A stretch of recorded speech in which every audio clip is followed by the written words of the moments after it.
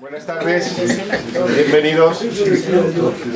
Vamos a empezar, con el permiso de todos ustedes, una presentación de un libro del cual nos orgullece a esta casa, Marcial Pons, tenerles aquí con nosotros en presencia de unos grandes amigos y unos grandes historiadores que luego, de alguna forma, creo que amén de lo que hablen en la mesa y que hagan las pertinentes y respectivas exposiciones sobre el libro de la Santa Sede. Ustedes, como también personas que conocen muy bien el tema, podrán preguntar y disfrutar de los comentarios con el autor y las personas que más saben. Sin más preámbulo y dándole las gracias por venir a la librería y hasta que es su casa, voy a dar la palabra a doña María Camino Cañón, que es la persona que moderará y pondrá orden sobre esta presentación. Muchas gracias y bienvenidos. Pues buenas tardes a todos, muchas gracias.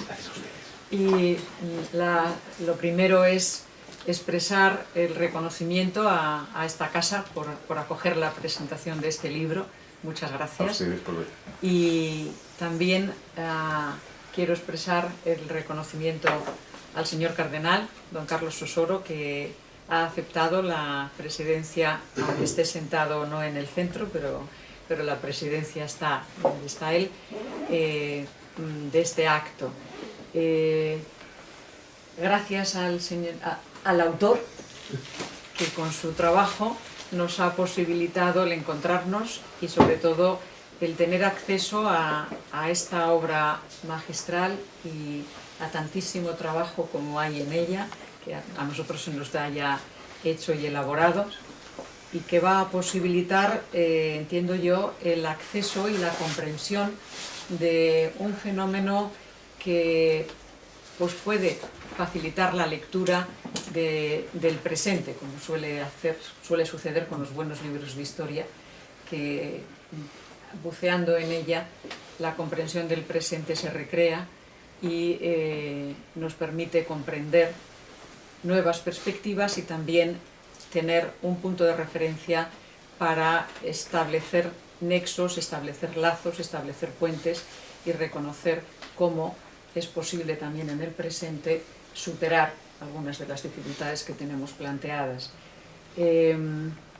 A mi derecha está el doctor Gérard Dufour, que es profesor emérito de la Universidad de Aix-en-Provence, al que agradecemos muy sinceramente su presencia entre nosotros, y el doctor Mariano Sáenz, que es pues, el rector de la Iglesia Nacional Española de Santiago y Montserrat, y es, yo diría, el alma de todo el trabajo que se diseña primero, que se programa después, que se acompaña y que nos permite llegar a recibir alguno de sus frutos, y en particular el que esta noche presentamos. Muchas gracias, don Mariano, por ese trabajo escondido, paciente, que comporta el acompañar a los investigadores que en tiempos más o menos claros, más o menos oscuros, dedican en esa Roma llena de sabor, pero al fin y a la postre un rincón oscuro donde el trabajo que se hace a veces pues alcanza la publicación, pero no siempre alcanza la difusión que el contenido merecería. Estamos empeñados en establecer unos nexos de cooperación más estrechos entre la BAC, que es la editorial que en este momento tengo el privilegio de dirigir, con la producción de las obras que se preparan y que se editan en el Montserrat, y encontrarán ya el anuncio de las mismas en la web de la editorial de la BAC, o sea que están accesibles a través de la web, y también todo nuestro servicio de distribución pues de hecho viene tratando estas obras como si fueran producidas por la propia Bach, como si fueran propias.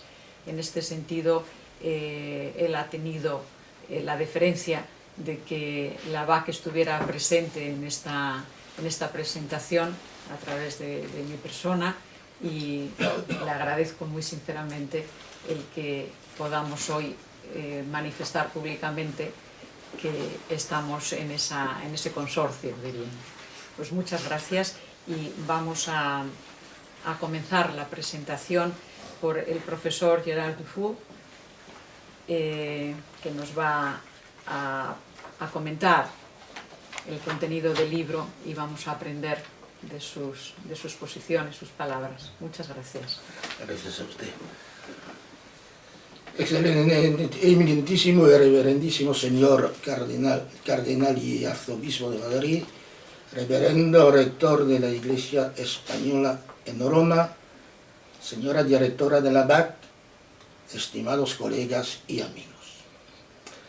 Antes que nada quisiera expresar mi agradecimiento a los organizadores de este encuentro por darme la oportunidad y sobre todo hacerme el inmenso honor de participar en esa presentación del libro de mi admirado amigo, el profesor Barrio Gonzalo.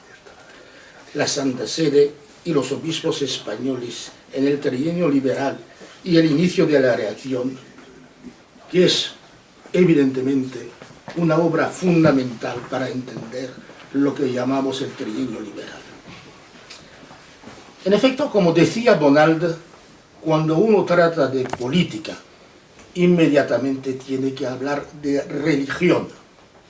Y este aforismo, ampliamente confirmado por la historia, resulta aún más cierto cuando hablamos de lo que llamamos nosotros el trienio liberal y que los contemporáneos denominaron la Segunda Revolución de España. Una revolución que empezó con Te Deum, por el feliz acontecimiento de haber jurado Fernando VII una constitución que rezaba en su artículo 12 que, cito, la religión de la nación española es y será perpetuamente la católica, apostólica, romana, única, verdadera. La nación la protege por leyes sabias y justas y prohíbe el ejercicio de cualquier otra. Y sin embargo, una revolución que acabó en una de esas guerras civiles en las que ya no se trata de convencer al adversario, sino de vencer al enemigo y de vencerle incluso exterminándole físicamente. Eso se ve claramente que acaba con una auténtica guerra de religión, reivindicada como tal e incluso como cruzada por parte de los partidarios de del absolutismo, con esa referencia, esa denominación que se dio a los ejércitos, tanto el ejército de la fe, por lo que se refiere a los combatientes españoles, los feotas, como los llamaron los liberales, como por parte del ejército francés, que apoyó al ejército de la fe, y que llamado, como saben, obviamente, los 100.000 hijos de Samús. Los liberales, esencialmente los exaltados, no tardaron en designar a los responsables. En un libro de Giuseppe Peccio, un italiano, traducido al francés en 1822 y titulado 6 meses en España, se designó a los arzobispos y obispos españoles, cito y con perdón, aferrados a sus pingües rentas, como uno de los principales enemigos de la Constitución. Y este sentimiento de que el obispado español, de forma unánime, e insisto en ello, de forma unánime, se opuso con todas sus fuerzas al régimen constitucional, fue confirmado inmediatamente después del restablecimiento de Fernando VII como rey neto, o sea, como rey absoluto, con la publicación de la monumental colección eclesiástica española, comprensiva de los breves de su santidad, notas del muy reverendo nuncio, representaciones de los señores obispos, pastorales, edictos, etc., con otros documentos relativos a las innovaciones hechas por los constitucionales en materias eclesiásticas desde el 7 de marzo de 1820, 14 volúmenes en octavo, que vieron la luz entre 1823 y 1824. A partir de esta fecha y de esta publicación, fue dogma de la historiografía que toda la jerarquía eclesiástica, incitada por la Santa Sede, había apoyado a la contrarrevolución, y habrá que esperar un siglo y medio, con la publicación de la obra de Manuel Revuelta González, en 1973, Política religiosa de los liberales en el siglo XIX, trienio constitucional, para que se empezara a enfocar de forma científica la relación, por supuesto capital, entre la Santa Sede y el Obispado español, por una parte, y las autoridades constitucionales en tiempos del trienio. Desde la aparición del libro de Revuelta González, vieron la luz obras importantes sobre este tema, como las de La Parra, Juan Bada, Barbastro Gil, Martí Gilabert, Teruel Gregorio, Rodríguez López Brea, lista evidentemente que no es exhaustiva y presentada por orden cronológico. Entre estos trabajos destaca el que el profesor Maximiliano Barrio publicó en 2015 bajo el título de la Santa Sede de los Obispos Españoles en el trienio liberal 1820-1823, y de que la Iglesia Nacional Española de Roma y la BAC nos ofrecen una segunda edición revisada y aumentada con el inicio de la represión, ampliando el periodo estudiado hasta 1825.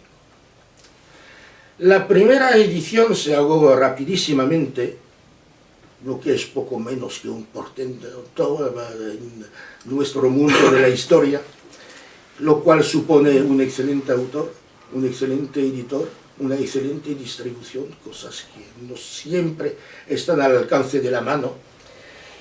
Y, sin embargo,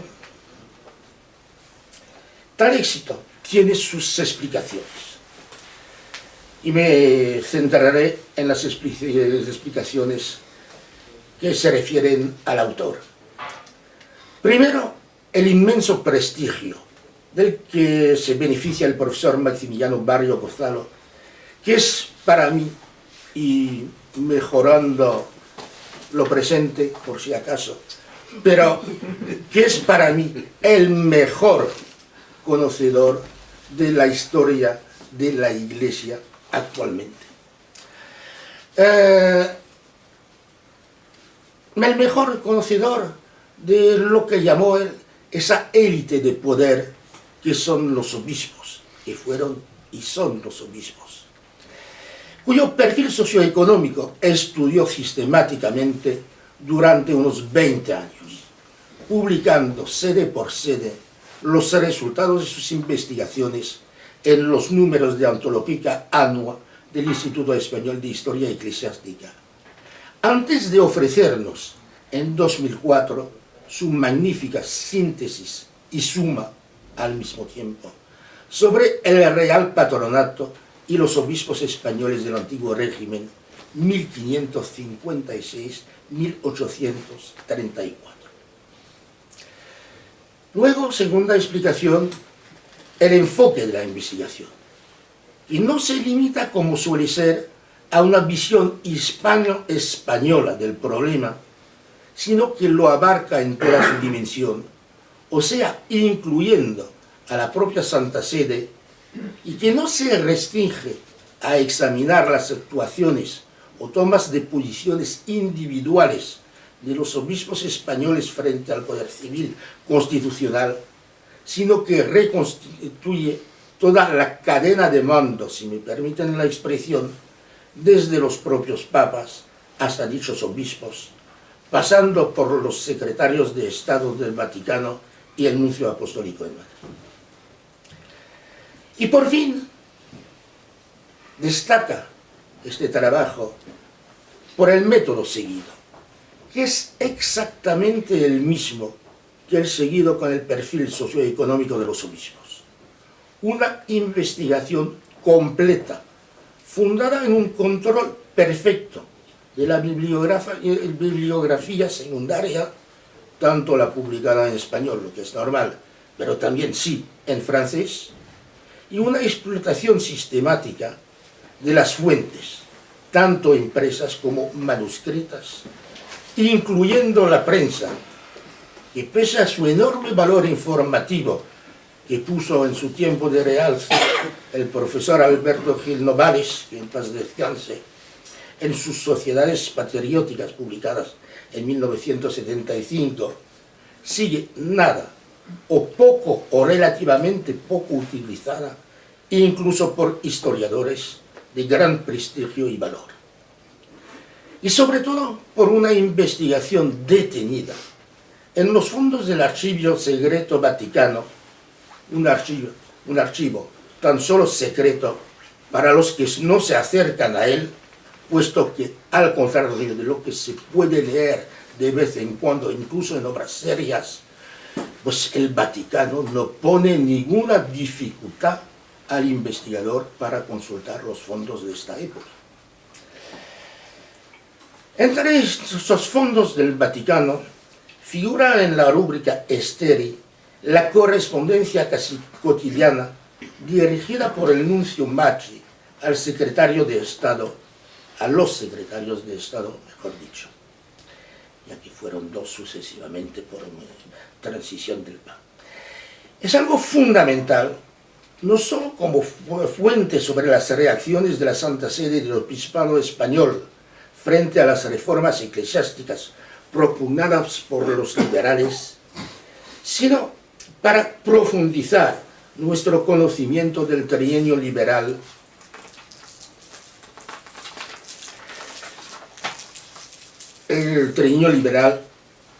amplio, lato sensu, o sea, en el sentido, en todas sus facetas.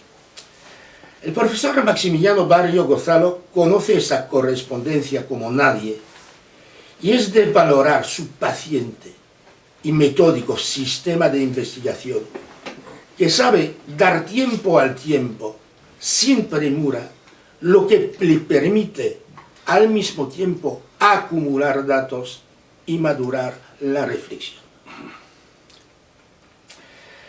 lo cual le permite huir de las conclusiones precipitadas, que son el peligro constante que amenaza al investigador.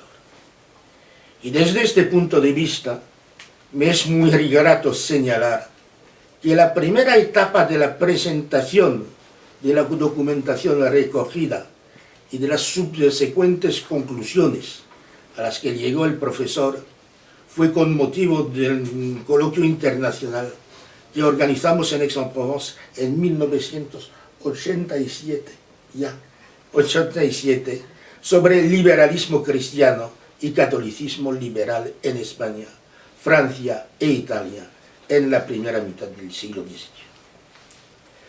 Tan larga y madura elaboración, son casi 30 años, explica la solidez de esta obra sobre la Santa Sede de los obispos españoles en el trienio liberal.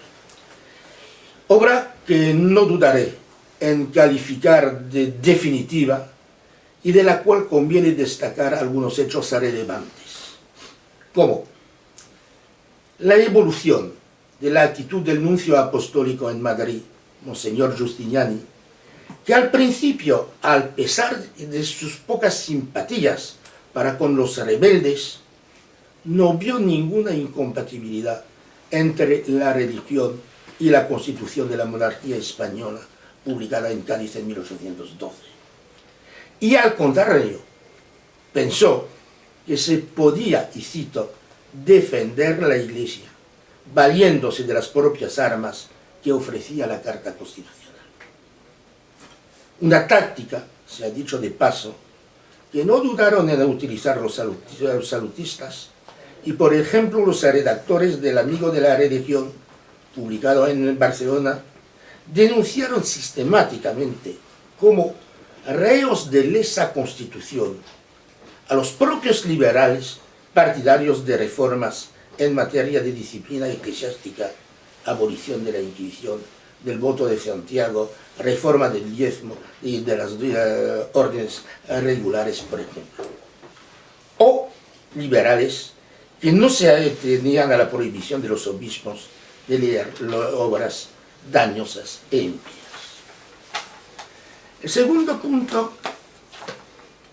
es la posición de la Congregación Eclesiástica para los Asuntos de España, creada en Roma por iniciativa del secretario de Estado Ercole Gonzalvi, que pese a la opinión de Monseñor Dumont, según la cual los españoles no podían jurar la Constitución porque ésta contemplaba la libertad de imprenta, no vio incompatibilidad entre esta Constitución y la religión.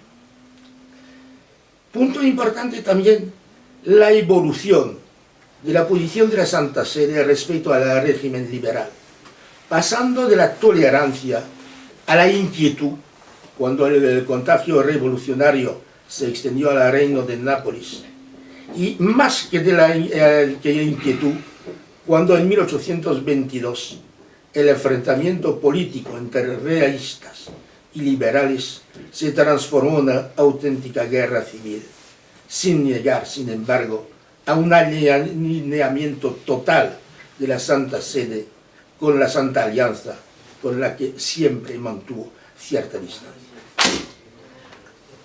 Una condena, sin embargo, de hecho, sino de derecho, de los gobiernos liberales y no del sistema constitucional, por la negación de la Santa Sede a nombrar obispos preconizados por Madrid durante el trienio, así como a admitir como embajador de España en Roma a Villanueva, decisiones todas que provocaron el furor de los liberales exaltados y llevó agua al molino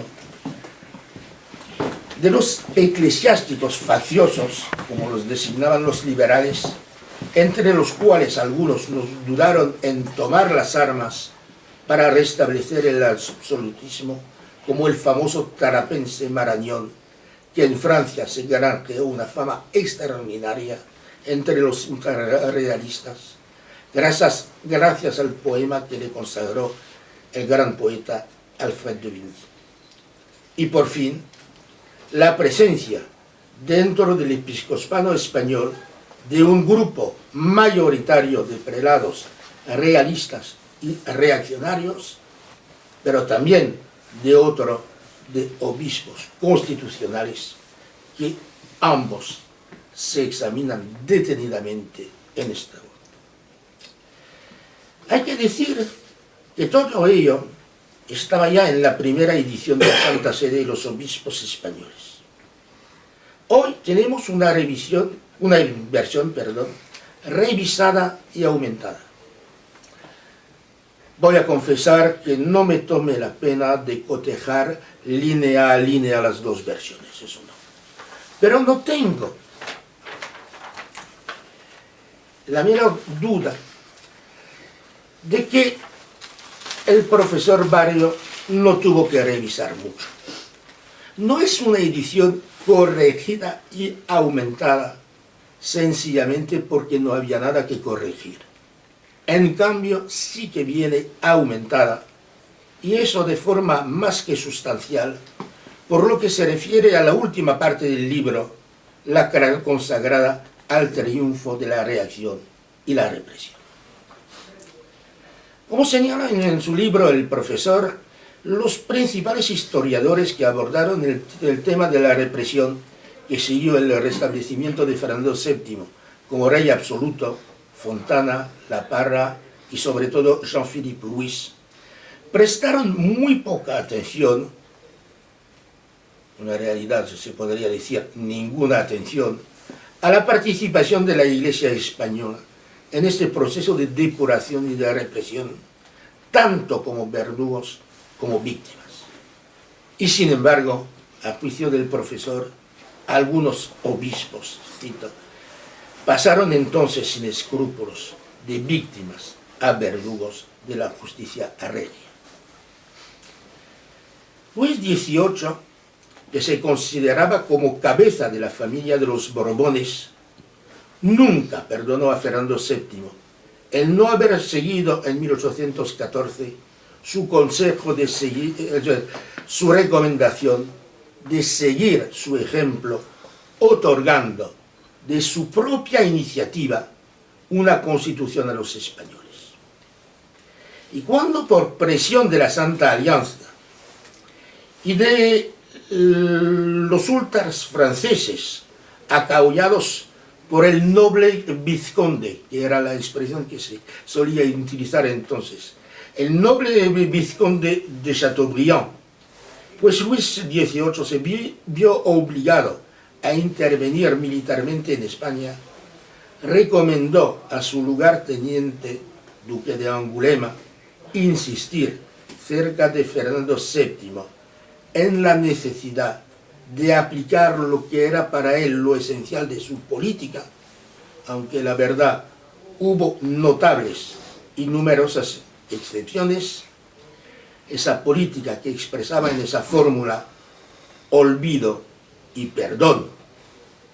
Pero como bien sabido, las recomendaciones de moderación de Angulema no sirvieron para nada, salvo por lo que se refiere a la Inquisición, que no restableció, pese a la insistencia de la mayoría de los obispos españoles, que en su inmensa mayoría abogaron que el Santo Oficio era más eficaz que la policía, tema ese, que fue uno de los más candentes de los que se plantearon entonces. Fernando VII no quiso perdonar y olvidar, o intentar olvidar, sino lo que quiso fue premiar y castigar. Y lo hizo respecto a los obispos, con el apoyo decidido del nuncio apostólico y el beneplácito, cuando no la ayuda de la Santa Sede. En la primera versión de su obra, el profesor Maximiliano Barrio se había contentado con presentarnos a modo de epílogo el trato reservado a 3 obispos que anduvieron francamente por la senda constitucional: los de Astorga, Martínez de Arias, de Mallorca, González Vallejo, y de Cartagena, Posada, Rubín de Ceres. A estos 3 prelados, que se vieron presionados hasta que renunciaron, comillas, espontáneamente a sus mitras, añade el autor otros 2 prelados que compartieron semejante suerte: el de Segorbe, Ramos García, y el de Santiago de Compostela, Benito García. Pero sobre todo, contrarresta estas, digamos, correcciones poco fraternales con el ascenso de los que habían defendido el absolutismo y pasaron a seres de mayor prestigio, y sobre todo mayores rentas, como el padre Vélez, el famoso autor del libro La alianza del altar y del trono, que al pasar de la sede de Ceuta a la de Burgos se benefició, según los cálculos del propio profesor Barrio, de una diferencia de un 889% de sus rentas. Digo bien, 889, no hay ninguna coma en la cifra. También estudia detenidamente el profesor la actitud del nuncio Giustiniani, que no mostró ninguna precipitación a la hora de volver a Madrid, siguiendo al duque de Angulema en su paseo militar, pero que en cambio, una vez restablecido Fernando VII como rey absoluto, tuvo una actitud claramente reaccionaria, llegando a escribir al secretario de Estado de la Somalia que la revolución, cito, que la revolución que había comenzado con la Declaración de los Derechos del Hombre solo terminaría con la proclamación de los derechos de Dios. Derechos de Dios versus los derechos del hombre. Santa Alianza de los pueblos versus la Santa Alianza de los soberanos. Estas son las antítesis que tanto gustaban a nuestros antepasados, pero antítesis en las que se fundaron su acción política y por consiguiente, como decía de Bodal, su compromiso político.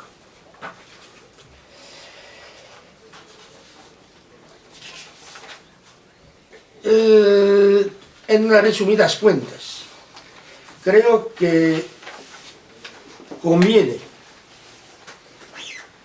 dar las gracias al profesor Maximiliano Barrio Gonzalo por esta obra tan rica y que merecería mucho más comentarios, pero ya tengo la impresión de que abusé de su paciencia. Por ejemplo, punto importante sobre el cambio de periodización que se ve desde el título, pasando de 1823, el final del trienio liberal, a 1825, cuando efectivamente la represión ha más que empezado, ha producido sus resultados. Para concluir, pues lo que tengo que decir, y con toda sinceridad, es que la Santa Sede y los obispos españoles en el trienio liberal no es un libro aconsejable, no es un libro importante, no es un libro útil, es un libro imprescindible para cuantos quieren conocer lo que fue la Segunda Revolución de España, las causas de una de esas guerras civiles que ensangrentaron a España a lo largo de los siglos XIX y XX, y a reflexionar sobre ese desencuentro entre la Iglesia y el liberalismo que, a pesar de esfuerzos de hombres como Lamennais, pues marcó el XIX. Muchas gracias por su atención.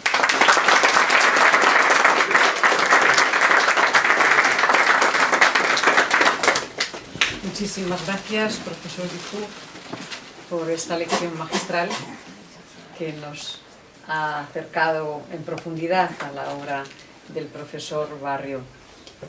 Seguidamente el profesor Mariano Sanz tiene la palabra. Yo simplemente es para darles las gracias, porque yo no soy historiador, soy un humilde canonista, que ya casi ni ejerzo, nada más que como vicario adjunto, vicario judicial adjunto de Segovia. Es mi ejercicio profesional en el campo canonístico. Como editor, quiero agradecer en primer lugar al señor cardenal su presencia, porque para la Iglesia de Santiago de Montserrat, para Ora Chiesa di Santa Maria in Monserrato degli Spagnoli, es fundamental contar con el obispo diocesano, en este caso, que es la primera vez que se presenta un libro del Instituto Español de Historia Eclesiástica fuera de los muros monserratinos. Por lo tanto, le agradezco de verdad, sinceramente, porque sé que sobre todo en estos días su presencia no es que se multiplica, es que se divide exponencialmente. Entonces, muchas gracias por que nos acompañe y de alguna manera nos sostenga en este camino de trabajo en la Iglesia. Quiero también dar las gracias a don Luis Fernando Segovia, que hasta hace poquitos meses ha trabajado desinteresadamente, gratuitamente, en la Junta de la Obra Pía, Establecimientos Españoles en Italia, que es quien sostiene económicamente este libro. Y ellos, yo creo que cuando vean también la noticia, y mañana se la daré, voy a tener la oportunidad de dársela, se alegrarán. Porque de alguna forma se cumplen las finalidades de la obra pía, que es el sostén a los capellanes, investigadores y capellanes becarios de la Iglesia Nacional Española de Santiago de Montserrat. Todos estos nombres es la historia. Y Roma es rica en historia. Sería muy largo, porque también aparecen los liberales, los carlistas, también anduvieron por allí, por Montserrat. Incluso hoy, Montserrat, es decir, soy rector de Montserrat, y lo digo a mucha honra. Muchas gracias. No, perdón. No, que esto es lo de hacer la cosa así un poco... Paño al púlpito, que decía la iglesia. Me acusan de eso. En fin, ¿qué vamos a hacer? Bueno, pero, quiero agradecer a Masi. Claro, Montserrat, como todo, son las personas. Además, decía San Juan de la Cruz, que decía don Antonio Palenzuela, no le queréis, no le queréis. Es decir, que no le conocíamos, ni le rezábamos, ni nada. A San Juan de la Cruz, que está enterrado en Segovia, no le queréis. Bueno, pues a lo mejor tiene razón, le rezamos poco. Pero él decía, es más fácil mover las piedras, porque él reconstruyó el convento trinitario, un convento trinitario aquello, y reconstruyó el actual convento de San Juan de la Cruz en Segovia, que a los hombres. Pues claro, contar con personas como Masi, pues yo le doy gracias a Dios, es que se la doy todos los días, pero es que no puedo no dárselas, porque la capacidad de entrega, de trabajo y de humildad, porque Masi tiene abajo otro libro que me propuso. Yo dije, bueno, pues espera un poco, porque claro, bueno, pero está publicado, Masi trabaja como nadie, porque siempre le encuentras trabajando y sirviendo a la Santa Iglesia de Dios en una parroquia de Valladolid y en un convento carmelita, esta vez de Caltaos, que es el Henar. También hay que hacer algo de propaganda de Segovia. Lenar, que decimos allí, que está al lado de Segovia. Pues yo le agradezco porque además él, junto con el resto de los que componemos Montserrat, nos hemos embarcado en otra tarea. Y es recordando, tomando pie de su trabajo, hablo como editor, que yo creo que es ahora lo que me toca. Por lo tanto, primero compren el libro. Y si no pueden comprarlo, porque tampoco tiene por qué interesar a todos, lo difundan, porque es interesante. Hemos comenzado ya un diccionario de los obispos españoles del Real Patronato entre 1523 y 1834.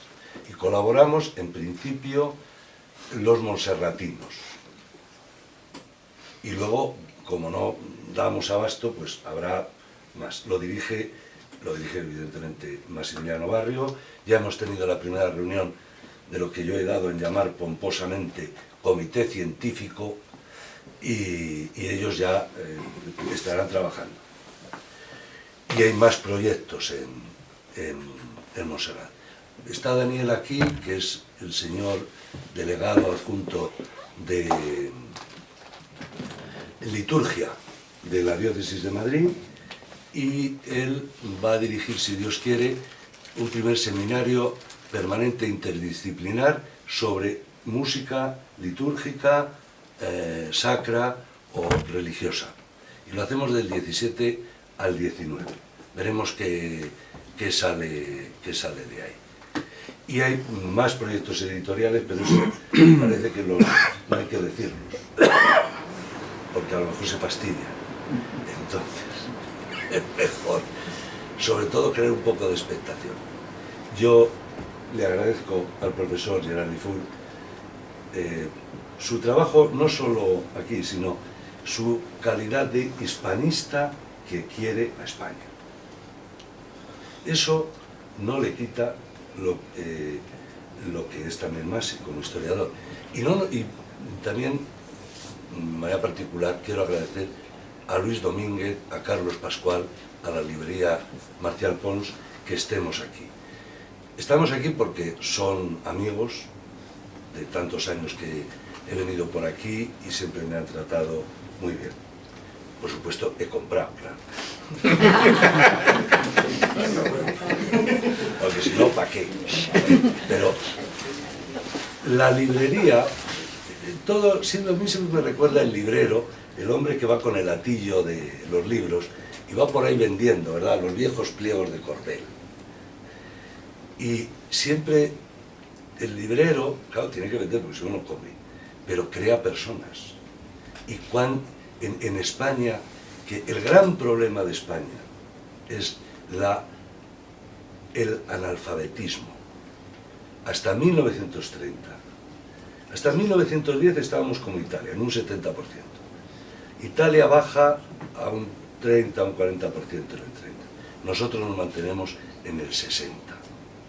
Y ahora, desgraciadamente, estamos en el analfabetismo funcional o cultural. Y le agradezco especialmente a Luis Domínguez por su amabilidad y porque ha puesto a disposición de nosotros la librería. Y que sea en medio de los libros también está bien.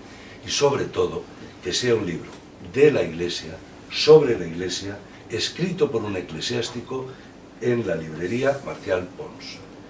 Porque tenemos que salir y podemos salir. Es decir, podemos salir porque hacemos una historia crítica, una historia que está digamos, más y la mayor parte de los colegas, ya aquí colegas muy importantes como don José Antonio Escudero, como don Antonio Linaje, como Juan Mari Laboa, está a la altura de cualquiera.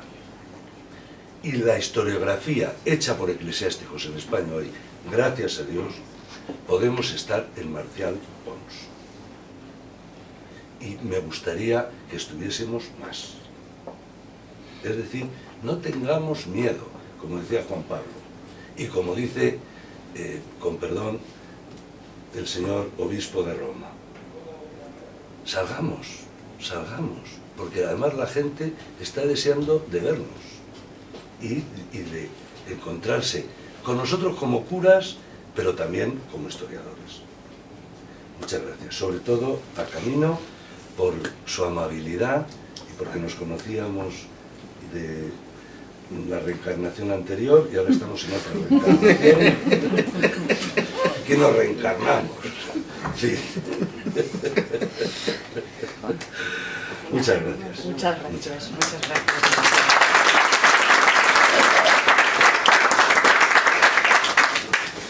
Muy bien, pues si el autor nos quiere compartir algo con nosotros, estaremos todos encantados de escucharlo.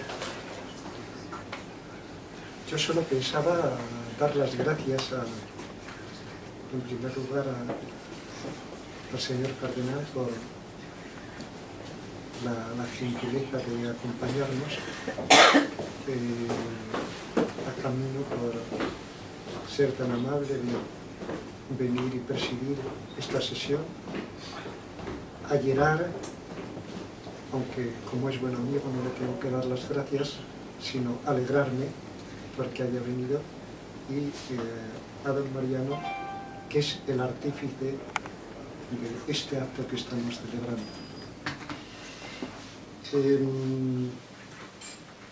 Yo solo diría que para leer este libro hay que tener en cuenta el contexto histórico en que se produce. Tanto en Roma, como en Viena, como en Berlín, como en París, como en Madrid, se respiran aires de reacción. Es verdad que en Roma el cardenal Consalvi cuando ha estado participando en el Congreso de Viena para, digamos, intentar arreglar Europa, vuelve a Roma con una idea muy clara.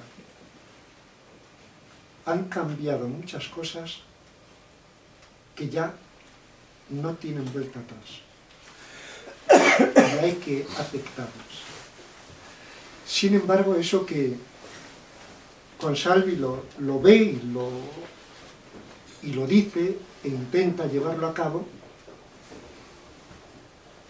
el que había hecho las veces de prosecretario de Estado, el cardenal Pacca, trató de desmontarlo en Roma y siempre encontró dentro de la curia romana un grupo de cardenales, los llamados Celanti, que, digamos, no aceptaban un régimen constitucional porque identificaban religión católica con régimen monárquico absolutista. Y esta es una de las grandes batallas que se plantea en Roma y que se plantea también, lógicamente, en España. Y este problema se agudiza todavía mucho más al morir Pío VII y Consalvi se ha arrinconado y Pío VII nombra de secretario de Estado al cardenal de la Somalia, y creo que lo digo en el libro, diríamos hoy, en el programa electoral, en la primera encíclica programática, dicen que hay que reconquistar,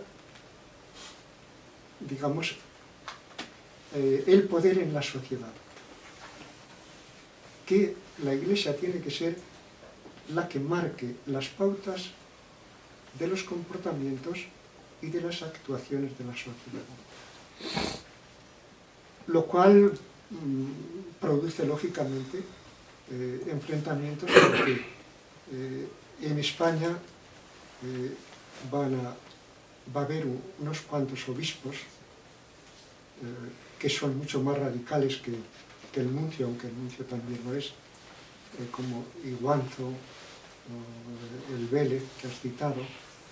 Y digo estas cosas, este contexto hay que tenerlo en cuenta, que iba a decir no es bueno ni malo, es una situación de crisis, mejor dicho, un mundo que muere, que es el mundo del antiguo régimen, y un mundo que está alumbrando, que es lo que llamamos mundo moderno, pero que, lógicamente, no acaba de encajar. Y de esa forma, pues, se puede conjugar bastante bien lo que a veces nos puede parecer, digamos, que sí son posturas reaccionarias, pero son posturas reaccionarias porque creen que si no reaccionan de esa forma represiva, están traicionando la religión. Es decir, no sé si Gerard ha dicho, o sea, no hay lugar para el perdón, no hay lugar para el olvido, y mucho menos para la misericordia. Esto explica que a la hora de aprobar una ley de amnistía general, como el rey francés y Angulema presionaron, y luego toda la Santa Alianza, pues terminó aprobándose una mala ley de amnistía, pero que se convirtió, como dice el mismo Giustiniani, en una auténtica burla, porque estaba la ley, pero el ministro de Gracia y Justicia, Calomarde, digamos, daba leyes que desmontaban los beneficios de la ley. O sea, este es un poco, yo creo que, yo diría que todos los radicalismos son malos, y nosotros lo estamos viendo ahora. Y la única solución o la única actitud que podemos aprender de este libro es que hay que rechazar los radicalismos y apostar por el clima de respeto, de comprensión y tolerancia. Y de esa forma se podrá ir avanzando al futuro, digamos, y tener también la posibilidad de darnos cuenta que los derechos del hombre no están enfrentados con los derechos de Dios. Nada más. Muchas gracias.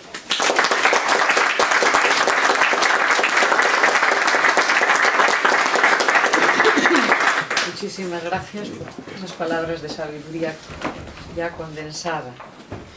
Pues el señor cardenal tiene ahora la palabra. Carlos, muchas gracias. Bueno, muchísimas gracias por la invitación a esta presentación del libro de Carlos. Yo no soy historiador. Intenté ser un buen profesor de teología pastoral, frustrado en el momento que me hacen obispo de hace muchos años, y por lo tanto no he podido, pero he seguido, si es verdad, que agradezco la oportunidad de poder no solamente estar en la presentación, sino haber leído el libro y haberle leído. Y naturalmente desde donde yo sé hacer la reflexión, quisiera decir algunas cosas que me parece que son importantes, porque cuando he leído el libro, como que me ha llevado a trasladarme también a este momento histórico que estamos viviendo también en España, en el mundo, en España.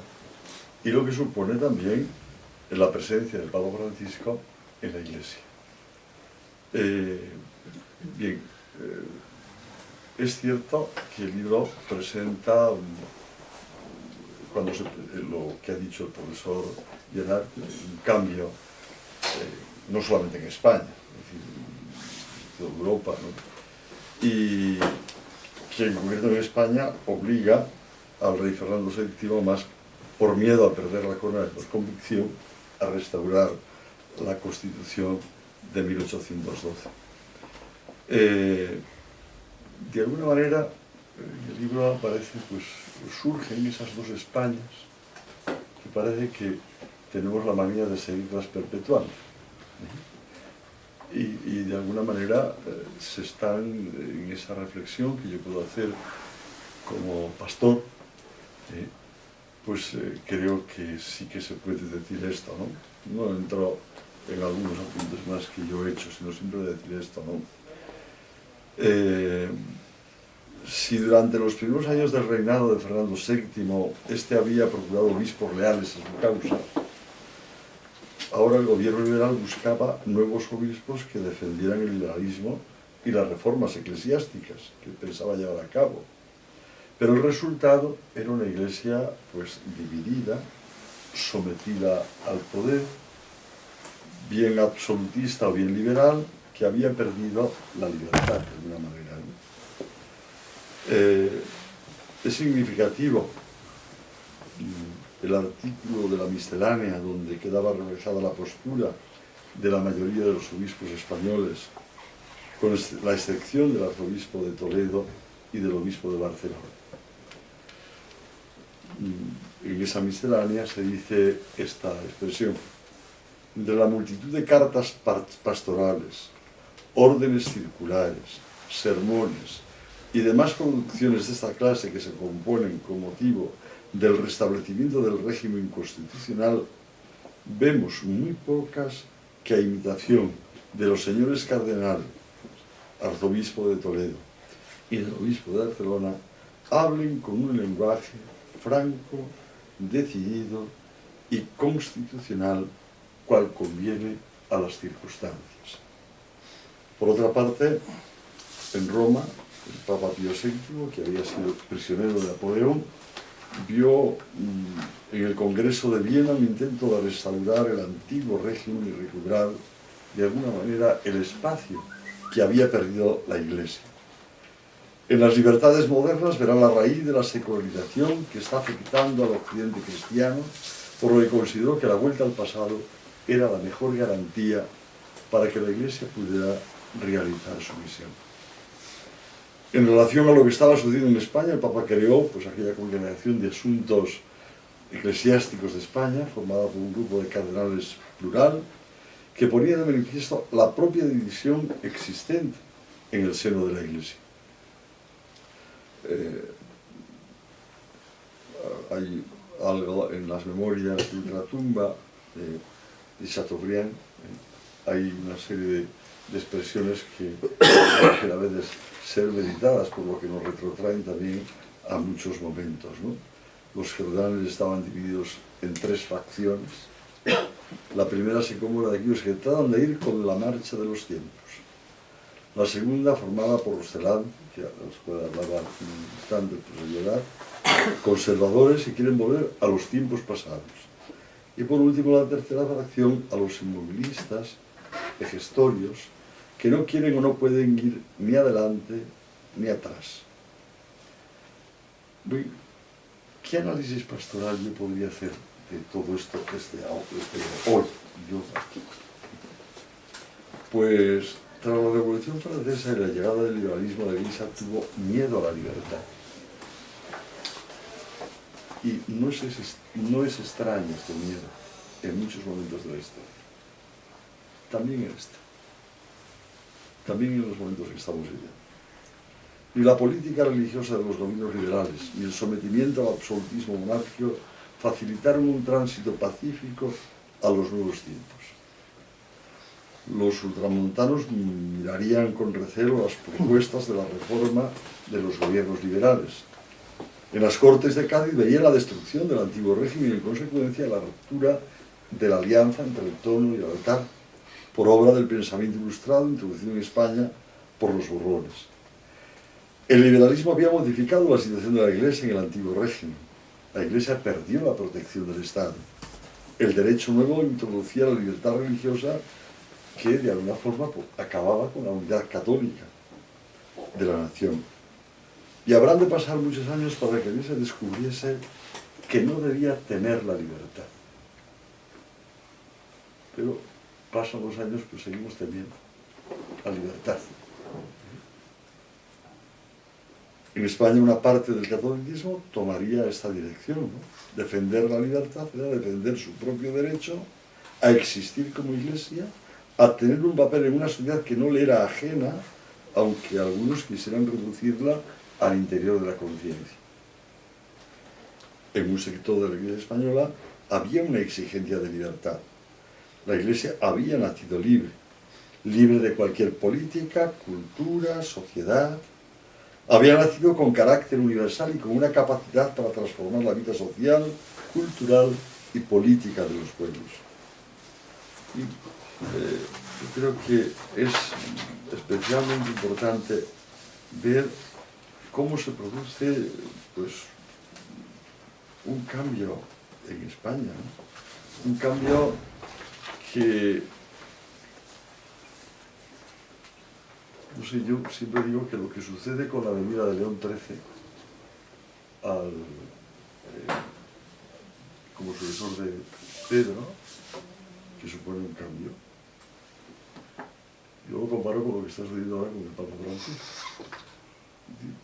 Porque también entendió él muy bien los cambios que la sociedad había sufrido y la necesidad de adaptarse a ellos y de salir a ver esos cambios. La Iglesia podía vivir en la nueva sociedad liberal como en tierra extranjera, esperando el cielo nuevo y la tierra nueva. Eran peregrinos, pero esto ni invalidaba su acción ni justificaba permanecer pasivos. Estaban convencidos de que todavía tenían mucho que ofrecer, o mejor tenían todo que ofrecer, el Evangelio. Y así lo aseguraba el propio León XIII en un discurso a los cardenales con los que recibí mi reflexión, que les decía lo siguiente: no hemos creído que desde el principio de nuestro pontificado, nuestra especialísima misión era demostrar al mundo los grandes tesoros de la doctrina católica, sea porque muchos no la conocen, sea porque otros la desnaturalizan, la calumnian o la combaten, y sobre todo porque nos estamos convencidos de que esta doctrina bien entendida y fielmente practicada resultaría infaliblemente la más próspera y más completa solución de los grandes problemas que agitan a la sociedad humana y al remedio eficaz de los males que la atormentan. 1890. Es verdad que es unos bastantes años después de lo que se estudia en el libro. Pero ya esto estaba, pero yo creo que responde a algo que él veía que en la Iglesia estaba sucediendo. Yo pienso que esto a mí me traslada en esta reflexión, y aprovecho la lectura del libro y le doy gracias al profesor Barrios que me haya hecho repensar también nuestro propio momento histórico que estamos viviendo. Pues el pontificado de Francisco supone también que los tesoros, que al final como es el Evangelio, bueno, a veces son desconocidos, y por eso hay que salir a que se conozcan, y hay que salir a expresarlos convencidos de que si son bien entendidos y sobre todo si son bien practicados por quienes los exponemos, pues resultan prósperos. Y es verdad que dan solución a grandes problemas que también en este momento histórico agitan a la sociedad y a veces la atormentan, ¿no? Pero que no hay que tener miedo para hacer esto. Los miedos nos retrotraen y nos hacen hacer murallas y defensas. La valentía de tener la seguridad de lo que ofrecemos nos hace salir al mundo, y yo creo que yo le doy las gracias al profesor Barrio, primero porque naturalmente es un estudio histórico precioso, pero necesariamente, por lo menos a mí, me ha hecho trasladarme a este momento en que estamos viviendo también, y incluso también en España, y a lo que tenemos que hacer, bueno, en España y toda la Iglesia, porque el Papa es toda la Iglesia, y a lo que nos pide hacer el Papa Francisco, ¿no? Te comparo por eso con el 3, porque me parece que supone como dos momentos de cambio absoluto y total, de una Iglesia que no se pone a la defensiva, sino que se pone a salir a buscar a los hombres con todas las consecuencias.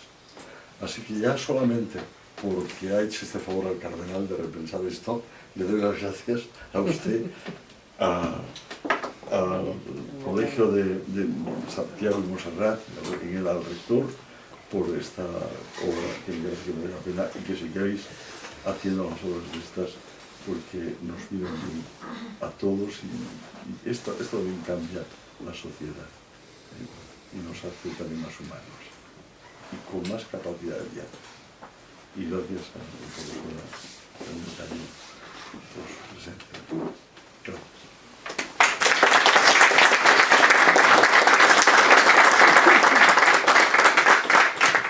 Muchísimas gracias, don Carlos. Pues después de haber escuchado palabras tan autorizadas y haber abierto los horizontes para comprender el pasado, pero para transformar el presente, yo creo que podemos darnos un aplauso, y con esto pasamos a la segunda parte a la que estamos todos invitados.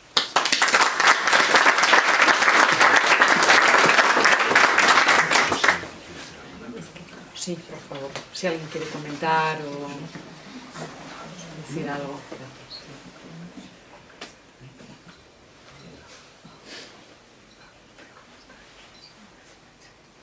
No quiero comentar nadie, pues muy bien. Entonces, es que como andamos un poco estrechos aquí, si el que buenamente quiere, porque ya son un poco tarde, sí. Entonces podemos, el que quiera venir a tomar una copa, Luis nos tiene... Os indico una cafetería que ya está reservado el lugar, el sitio, y solamente nos acompañen los que buenamente queráis, estáis invitados. Muchas gracias por vuestra presencia.